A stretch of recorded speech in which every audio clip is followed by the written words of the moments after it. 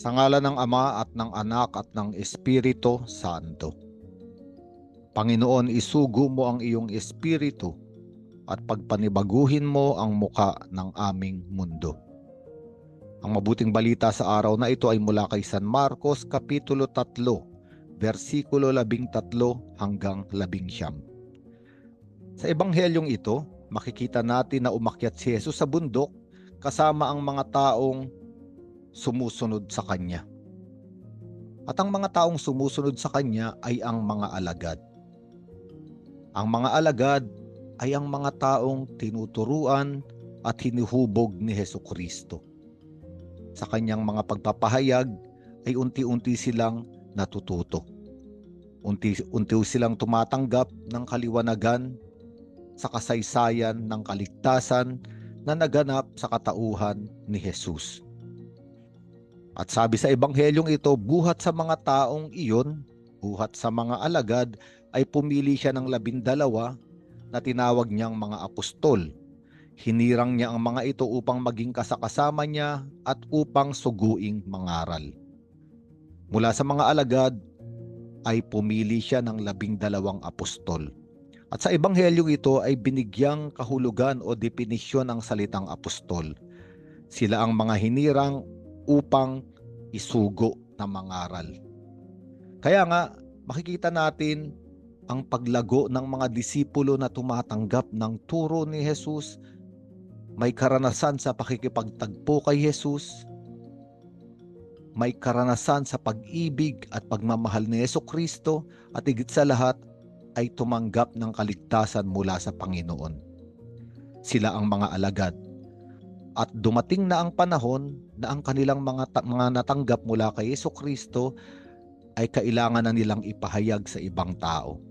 Kaya kailangan silang isugo at maging mga apostol. Mula kay Hesukristo, mula sa mga natanggap nila kay Hesukristo, binigyan sila dito ng kapangyarihang magpalayas ng mga demonyo. At sa ebanghelyong ito ay pinangalanan ng 12 hinirang. Si Simon na tinawag na Pedro, sina Santiago at Juan, mga anak ni Zebedeo, na tinawag ding Boanerges na mga anak ng kulog. Sina Andres, Felipe, Bartolome, Mateo, Tomas, Santiago na anak ni Alfeo, si Tadeo, si Simon na makabayan at si Judas Iscariote na siyang nagkanulo kay Jesus. At sa 12 pangalan na ito ay may 12 kasaysayan ng tao. Ang ibig sabihin, ang buhay ng bawat isang apostol ay kasaysayan na ngayon ay naiuugnay na sa kasaysayan ng kaligtasan. Ang kasaysayan ng kaligtasan na nilikha ng Diyos at nagaganap kay Hesukristo, ngayon ay naiuugnay sa kasaysayan at sa buhay ng 12 apostol na ito.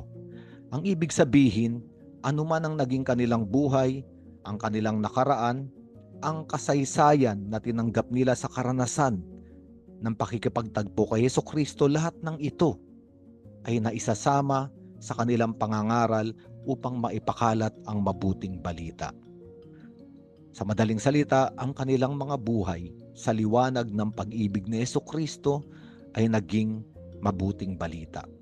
Kaya nga hindi sila magpapahayag ng pangangaral na galing lamang sa kanilang isip-kaisipan o kanilang mga ideya, kung hindi galing sa konkretong mga karanasan na kanilang natanggap at naranasan sa pakikipagtagpo kay Hesukristo. Kaya nga ang ebanghelyo ngayon ay para sa ating lahat din. Lahat tayo ay tinatawag unang-unang maging disipulo. Umupo sa paanan ni Hesukristo, tumanggap ng kanyang mga salita, magalak sa mabuting balita, maranasan ang kaligtasan at pag-ibig mula sa Panginoon. At ito lamang ang tanging paraan upang tayo rin ay maging mga apostol, na ibahagi sa iba kung ano ang ating natanggap kay Jesus. Ang ibig sabihin, ang isang apostol ay kailangang maging disipulo muna. Kailangan niya munang tumanggap, sapagkat walang maibibigay ang isang apostol kung wala siyang tinatanggap. Kaya nga ang isang apostol, ang ipinahayag niya ay hindi ang kanyang sarili, hindi ang galing sa kanyang kaisipan. Kung hindi ang kanyang ipinapahayag ay ang lahat na natanggap niya mula sa Panginoon. Ang ibig sabihin, ang apostol ay bibig o tinig lamang. Ngunit ang salita ng Diyos na darating pa rin sa mga taong naghihintay ay ang Panginoong Hesukristo. Kaya nga tayo ngayon ay inaanyayahan na huwag tumigil na maging disipulo. Umupo palagi sa paanan ni Hesukristo.